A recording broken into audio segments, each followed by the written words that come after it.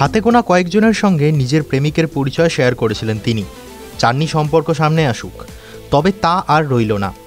প্রকাশ্যে দিতিপ্রিয়ার রিভু বাবুর প্রেমিকের পরিচয়। প্রেমিক যে বিনোদন জগতের কেউ নন সে কথা আগেই জানিয়েছিলেন তিনি। জানিয়ে রাখা যাক, তাঁর বয়ফ্রেন্ড পেশায় ফুটবলার। চেন্নাইন এফসির বাঙালি ফুটবলার সৌমিক মিত্রর সঙ্গে সম্পর্কে রয়েছেন দিতিপ্রিয়া। গত কয়েক মাস আগে যিশু সেনগুপ্ত এবং নীলাঞ্জনা সেনগুপ্তর বিয়ে ভাঙার খবর নিয়ে কম জলঘোলা হয়নি। তাদের 20 বছরের দাম্পত্যে নাকি ধরেছে চির। এত আলোচনার মাঝে এতদিন দেখা যায়নি নায়ককে। অবশেষে হাসি মুখে ফ্রেমবন্দি অভিনেতা। অতনু রায়চৌধুরীর নাতনির অন্নপ্রাশন উপলক্ষে হাসি খুশি মেজাজে ধরা দিলেন অভিনেতা। আরজিকর কাণ্ড নিয়ে একাধিকবার সামাজিক মাধ্যমে সরব হয়েছেন অরিজিৎ সিং। সেই অরিজিৎকেই এদিন সকালে নাম নিয়ে খোঁচা দিয়েছিলেন তৃণমূল মুখপাত্র কুণাল ঘোষ। এর কিছুক্ষণ পরেই অরিজিতের গোপন প্রোফাইল থেকে ভেসে এলো এক পোস্ট। নিজের এক্স হ্যান্ডেল আত্মজোয়ার জালো থেকে একটি পোস্ট করে তিনি লেখেন, ঠাকুর ঘরে কে, আমি তো কলা খাইনি। একাংশ বলছেন কুণালকেই ইঙ্গিত তার।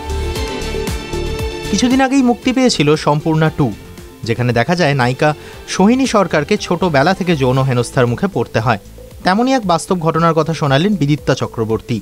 নিউ মার্কেটে বাবার সঙ্গে জুতো কিনতে গিয়ে বিক্রেতার কাছে যৌন হেনস্থা হতে হয়েছিল অভিনেত্রীকে।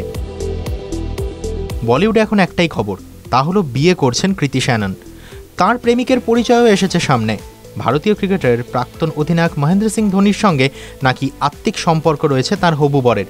শোনা যাচ্ছে এমনটাই। কে তার হবু বর? জানা যাচ্ছে কবির বাহিয়া নামক মার্কিন যুক্তরাষ্ট্রের একজন নামজাদা ব্যবসায়ীর সঙ্গেই নাকি বিয়ের পিঁড়িতে বসছেন তিনি। সম্পর্কে তিনি ধোনির স্ত্রী সাক্ষীর ভাই। ছোট ছেলে ঈশানের জন্মদিন ছিল 26শে আগস্ট।